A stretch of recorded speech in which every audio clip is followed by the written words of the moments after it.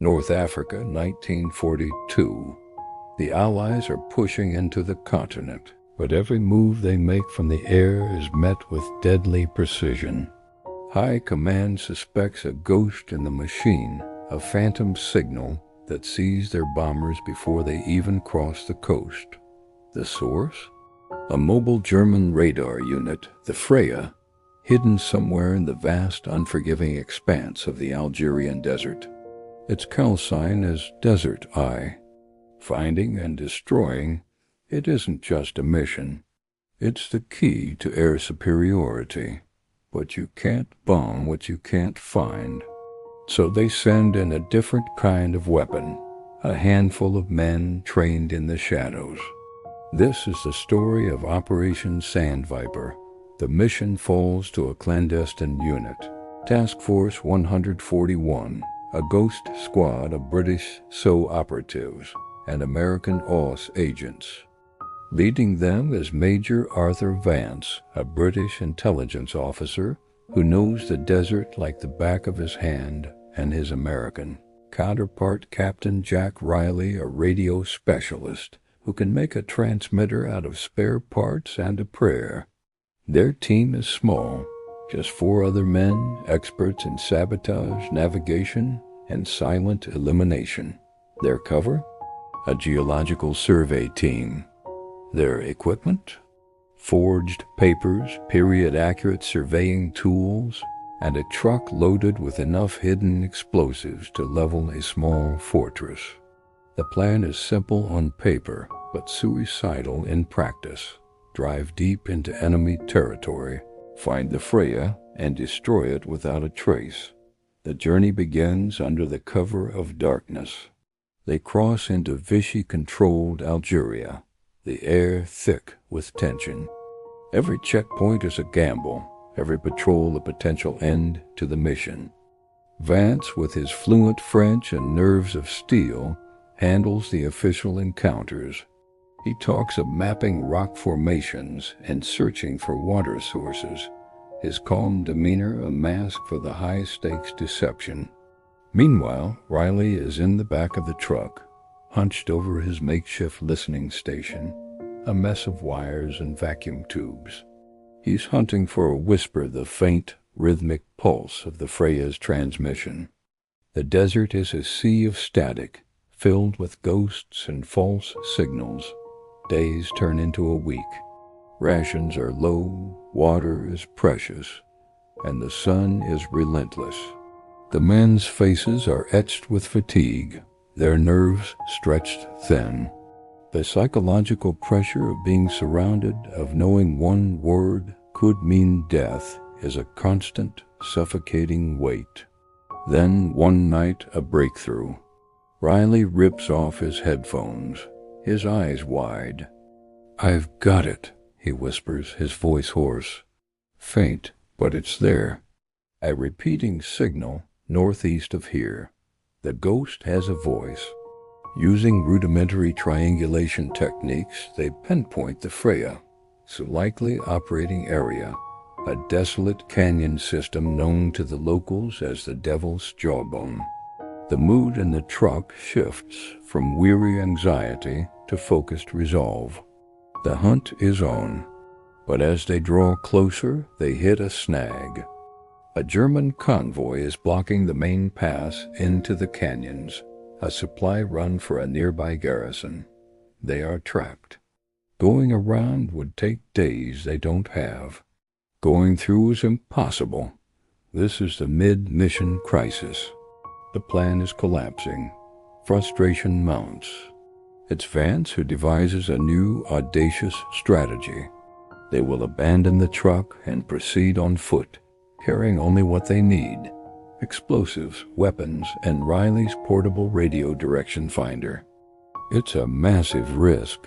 The desert on foot is a death sentence if you get lost, but they have no other choice. They bury the truck under a sand dune and set off into the night, the canyon's jagged silhouette a promise of the danger ahead. They are now truly behind enemy lines with no vehicle, no easy escape, and a limited supply of water. Each step is a struggle against the elements and the ever-present threat of discovery. After 2 days of grueling trekking through the rocky, barren landscape, they find it. Tucked away in a box canyon, camouflaged with netting and desert scrub, is the Freya radar truck. It's surrounded by a small encampment, tents, a handful of guards, and the technical crew. The desert eye is real, and it's staring right at them.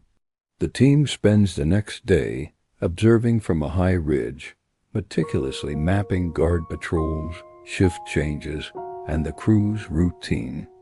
They learn the layout of the camp, the location of the fuel dump, and the schedule of the radio operator. The plan for the final assault is precise, surgical. They will strike during the pre-dawn hours, when the guards are at their most complacent. The finale begins in utter silence. The team descends from the ridge like phantoms, moving through the shadows. Each man has his role. 2 operatives take out the sentries with cold, practiced efficiency. Vance and another create a diversion, setting a small, controlled fire near the fuel depot to draw attention.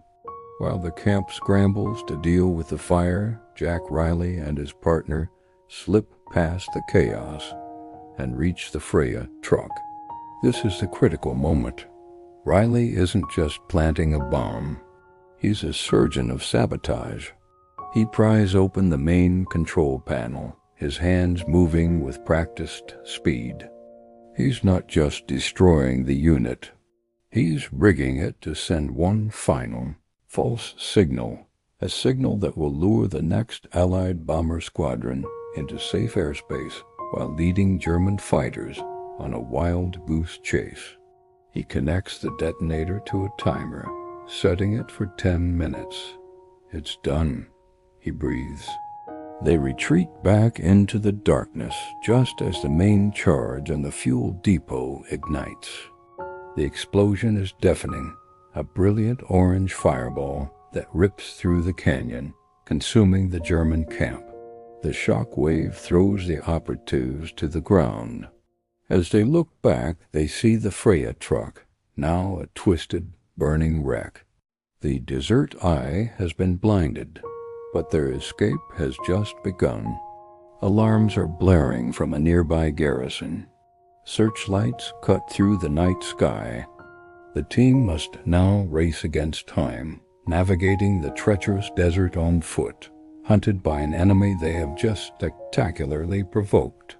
Their journey back to Allied lines is a harrowing ordeal of evasion and endurance, a desperate scramble for survival. Weeks later, a group of gaunt, sun-blackened men stumbles across a British long-range desert patrol. It's the survivors of Task Force 141. They are exhausted, wounded, but alive. They brought no proof of their mission, no souvenirs, only the knowledge of their success. Back in London, analysts notice a sudden, dramatic drop in bomber losses over North Africa. Allied planes are now striking their targets with impunity. The ghost has been exorcised. The story of Operation Sand Viper was buried in classified files, the names of its heroes known only to a select few. They were ordinary men asked to do the impossible, fighting a secret war in the shadows to secure a victory in the light. Their courage was their weapon, and the desert their witness. If this hidden story moved you, hit the like button, subscribe, and turn on notifications. More forgotten heroes are waiting to be remembered.